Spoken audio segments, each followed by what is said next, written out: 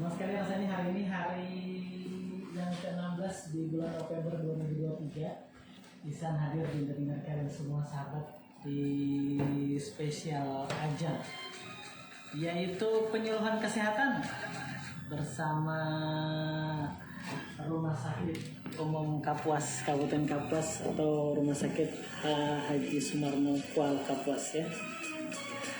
Ya, hari ini alhamdulillah kita kedatangan narasumber yang kata beliau mudah-mudahan tidak bosan. Enggak bakal bosan ya Bu ya.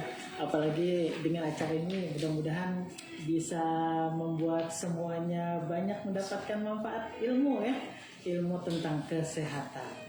Hari ini kita kedatangan narasumber kita dari rumah sakit, yaitu ada ibu dokter kita ya. Nah, yang punya khas senyum tersendiri. Selamat pagi Bu Dokter Erni Indrawati. Selamat pagi. Oke, apa kabar hari ini Bu? Bagus, sehat saya hari ini. Syukurlah ya. Gimana, sudah sarapan Bu? Sudah. Kalau seandainya belum, habisnya bisa kita sarapan. Ya, hari ini kita bersua lagi di 91,4 ya Bu ya. Di radio kebanggaan kita Kapuas. Dan hari ini kita mengambil tema tentang Access to Diabetes Care. Nah, itu tentang hari aksi diabetes ya. Ya, hari perawatan anak Peringatan Hari Diabetes Sedunia. Nah, maksudnya demikian. Iya. Maklum. Ya, yang kalau tidak salah tanggal 14 kemarin ya Bu ya? Betul. Iya, 14 November. Nah, untuk mengikat waktu nih ya Bu Dokter ya, karena tadi sudah kita hadirkan lagu. Nah, Ibu Dokter bisa menjelaskan apa yang melatar belakangi peringatan Hari Diabetes Sedunia ini ya? Yang diperingati setiap tanggal 14 ini Dokter. Silakan. Selamat pagi, Iya. pendengar radio siaran pemerintah daerah. Mm-hmm. Pagi ini kita ketemu lagi. Hari ini temanya adalah akses perawatan diabetes. Jadi ini adalah tema peringatan Hari Diabetes Sedunia tahun 2023. Nah, mengingatkan kembali bahwa 2 hari yang lalu kita memperingati Hari Diabetes Sedunia 14 November ya. Yeah. Jadi setiap tanggal 14 November itu seluruh dunia memperingati Hari Diabetes. Nah, tahun ini judulnya tadi Access to Diabetes Care. Jadi akses perawatan diabetes. Makna dari tema ini adalah bahwa setiap pasien diabetes harus mendapatkan akses perawatan yang tepat. Di samping itu, yang tidak kalah penting adalah pasien memiliki akses yang sama terhadap informasi yang tepat berkaitan dengan diabetes. Diabetes itu kan penyakit yang kalau 2-3 dekade yang lalu itu dikatakan bahwa penyakitnya orang kaya ya. Nah, tapi sekarang enggak. Bahkan ada petani pun yang diabetes gitu. Kalau dulu nggak mungkin bapak-bapak atau ibu-ibu petani itu diabetes gitu, nggak mungkin karena bergerak terus. Ternyata enggak. Di 1 dekade ini sudah mulai banyak yang, artinya sudah banyak kasus-kasus. betul sekali. Nah, jadi mereka ini harus memiliki akses yang sama, baik orang miskin maupun orang kaya harus memiliki akses yang sama untuk perawatan diabetesnya. Universal Bu ya. Iya. Nah, yang melatar belakangi peringatan Hari Diabetes Sedunia itu yang sekali lagi diperingati setiap tanggal 14 November adalah di tahun 1991 oleh IDF, bukan Israel Defense Force ya ini, tapi International Diabetes Foundation menginisiasi yang bekerja sama dengan Organisasi Kesehatan Dunia WHO menginisiasi peringatan itu, peringatan diabetes, karena mereka berpikir bahwa kasus diabetes semakin banyak.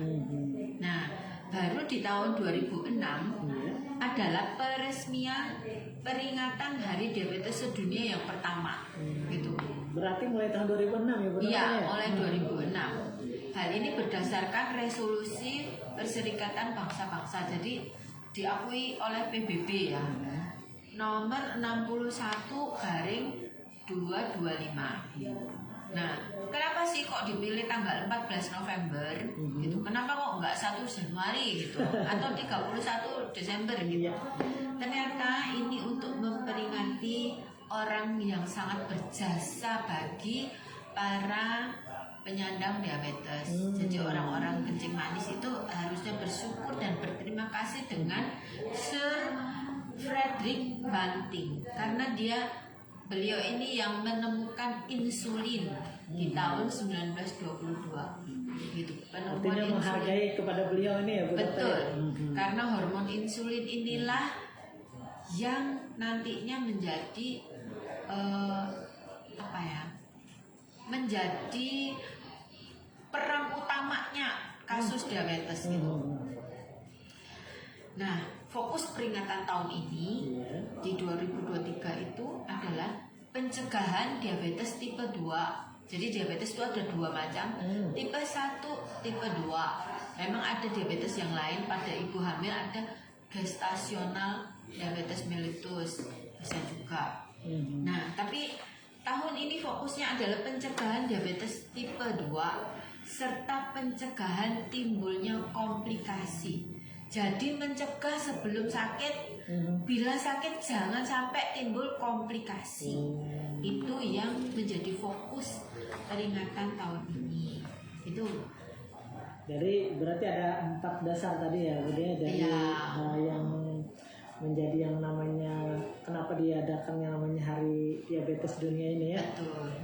Sekarang untuk yang selanjutnya nih, untuk definisi yang di diabetes ini atau kencing manis ini apa nih, Bu Dokter? Nah, definisi dari diabetes atau yang orang awam katakan tuh kencing manis gitu, adalah kencing manis atau diabetes ini merupakan penyakit kronis, tapi tidak menular.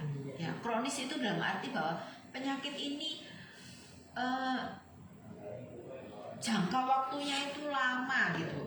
Jadi kalau secara medis ya dikatakan bahwa penyakit ini tidak sembuh, tidak ada kata sembuhnya gitu. Tetapi terkontrol ya bisa gitu ya. Nah, tidak menular ditandai dengan tingginya kadar glukosa dalam darah, atau kalau orang awam ngomong tuh kadar gulanya, kadar gula darah yang tinggi. Nah, kalau dari hasil pemeriksaan laboratoriumnya diambil darahnya gitu ya. Kalau gula darah puasa, dalam hal ini bukan puasa keagamaan ya, tapi puasa medis itu dari 8 sampai 10 jam gitu. Nggak boleh lebih. Kalau lebih itu sudah tidak valid hasilnya. Jadi misalnya kita mau periksa nih, periksa gula darah puasa, berhenti makan, boleh makan di jam 10 malam, makan terakhir ya, sampai besok pagi diambil darahnya baru makan, gitu. Jadi berhenti makan di jam 10 malam sampai misalnya jam 8, itu sudah 10 jam loh kita. Minimal 10 jam ya? Maksimal ya, minimal 8 jam. Minimal 8 jam. Ya. Jadi gula darah puasa yang kedapatan itu tidak boleh lebih dari 126. Jadi kurang dari 126 itu. Kalau lebih dari itu, nah kita sudah warning nih. Ini kemungkinan kencing manis gitu. Kemudian gula darah sewaktunya, kalau kita misalnya periksa tidak puasa gitu ya, itu namanya gula darah sewaktu. Itu harus di bawah atau kurang dari 200. Kalau di atas 200 berarti kemungkinan ada itu gejala itu ya. Mulai waspada.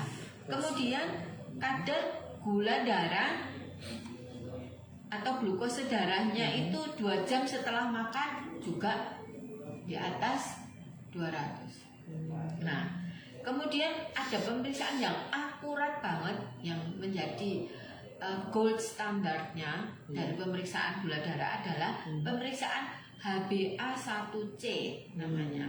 Itu harus di bawah 6,5.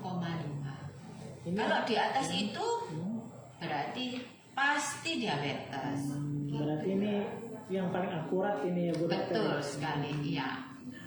Menarik sekali sahabat berbicara tentang diabetes atau kencing manis ini. Iya. Nah tadi Isan baru tahu ternyata untuk yang kedua ini tadi dok, untuk glukosa darah ini sewaktu atau GDS itu minimal jangan sampai di atas 200 ya dokter ya. Iya, tidak boleh. Ya, jadi penasaran pengen lihat tapi mudah-mudahan jangan sampai di atas. Betul sekali. Ya. Iya. Nanti kita akan berbicara lagi ya dokter ya, tentang diabetes atau kencing manis ini. Tetap di 91,4 FM, jangan kemana-mana sahabat ya. Kali dulu,